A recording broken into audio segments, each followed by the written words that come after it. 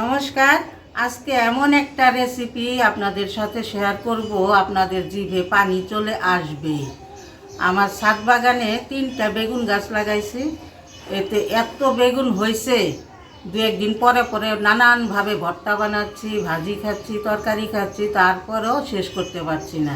ফ্রিজে রাখলে নষ্ট হয়ে যায়, গাছে রাখলে পেকে যায়। তাই চিন্তা করলাম যে বেগুন দিয়ে কি করা যায়, কিভাবে সংরক্ষণ করা যায়।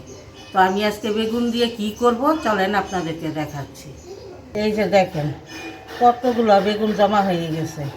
এই বেগুন দিয়ে আর এই কাঁচা আম দিয়ে আজকে একটা আচার বানাবো। এই আচার অনেক দিন পর্যন্ত সংরক্ষণ করে রাখা যাবে। আর সাথে দিব আমি নাগামরিচের আচার বানিয়ে রেখেছিলাম। এই আচারের মধ্যে একটু নাগামরিচের আচার দিয়ে দিব, একেবারে সেই রকম একটা আচার হবে। তো এখন আমি বেগুন আম কেটে নেই। বেগুন কেটে পানিতে রাখবো। পানিতে দিয়ে দেই লবণ, বেগুনের কষটা বের হয়ে যাবে।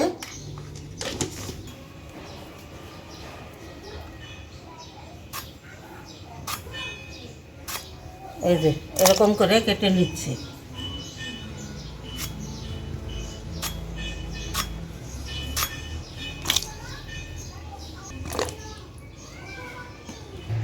বেগুন কেটে নিয়েছি, এখন আম কেটে নিই।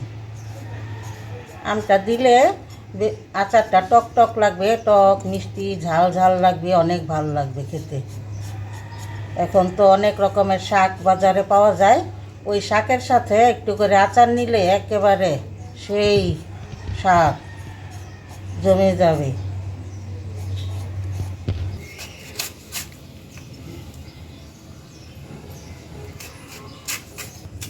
আমগুলো এরকম ডুমো ডুমো করে কেটে নিলাম।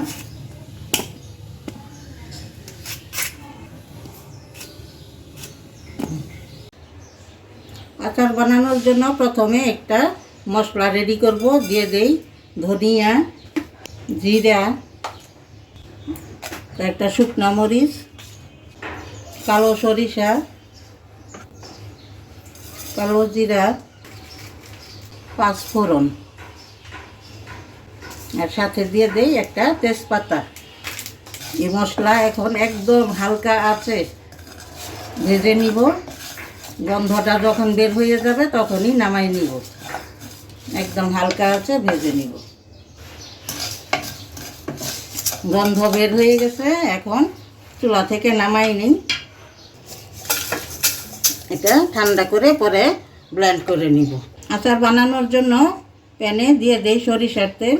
বেশি করে একটু সরিষার তেল দিব, আচার মানেই সরিষার তেল। তেল গরম হয়ে গেছে, দিয়ে দেই কয়েকটা শুকনা মরিচ। তেলের মধ্যে দিয়ে দেই বেশি করে রসুন কোয়া, আর দিব জুলিয়ান করে কেটে রাখা আদা।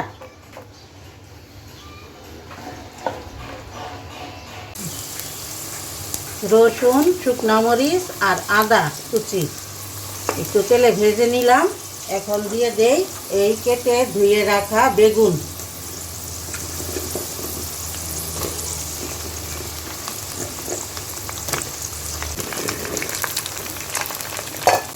আর দিয়ে দেই আম। এখন দিয়ে দেই একটু হলুদ গুঁড়া। এখন আবার সব কিছু তেলের মধ্যে সুন্দর করে কষাই নিই।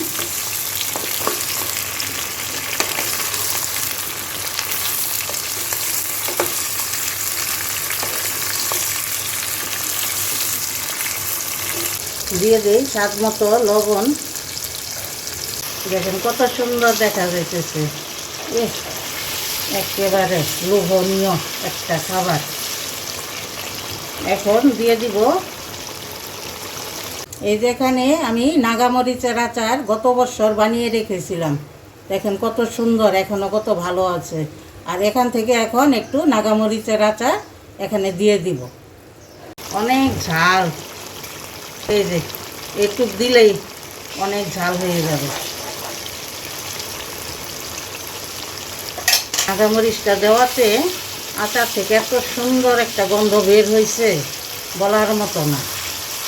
আপনারা নিশ্চয়ই বুঝতে পারতেছেন আচারের চেহারা দেখে।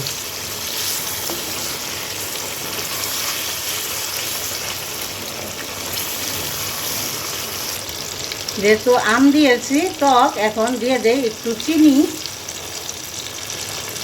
এটা যার যার পছন্দ, যে যেরকম টক খাইতে ভালোবাসে।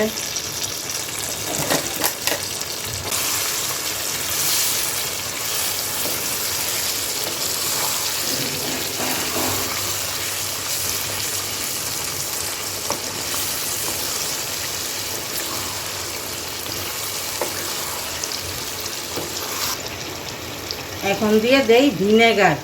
এই ভিনেগার দিলে আচারটা অনেক দিন পর্যন্ত সংরক্ষণ করা যাবে।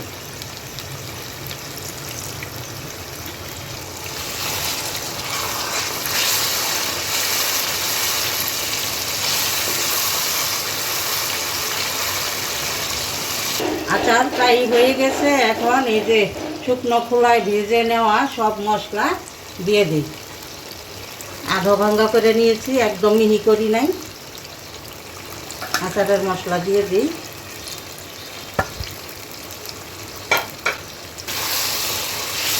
মশলাটা দিয়ে কিছুক্ষণ নাড়াচাড়া করে চুলা থেকে নামাই নিব।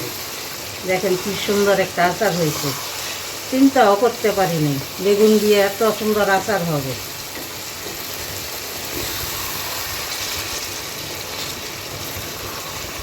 হয়ে গেছে আম বেগুনের অসাধারণ একটা আচার। এখন চুলা বন্ধ করে দিব, ঠান্ডা হয়ে নে, তারপরে আবার আপনাদেরকে দেখাবো। আচার দেখে মুখে পানি চলে আসছে, আমি কথা বলতে পারতেছি না। এত সুন্দর একটা আচার হয়েছে, কি যে গন্ধ বের হয়েছে, পুরা বাড়ি মৌ মৌ করতেছে আচারের গন্ধে। আর দেখতে তো দারুণ হয়েছে, খেতেও ভালো লাগবে। এভাবে আচার বানিয়ে এটা আমি এখন কাচের বয়মে ভরে রাখবো, সারা বছর খেতে পারবো।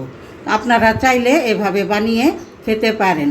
আর আমার আজকের এই আম বেগুনের আচার বানানো আপনাদের কেমন লেগেছে আপনারা কিন্তু অবশ্যই কমেন্টসে বলে যাবেন। তো আজকের মতো ভিডিও এখানেই শেষ করছি। সবাইকে ধন্যবাদ।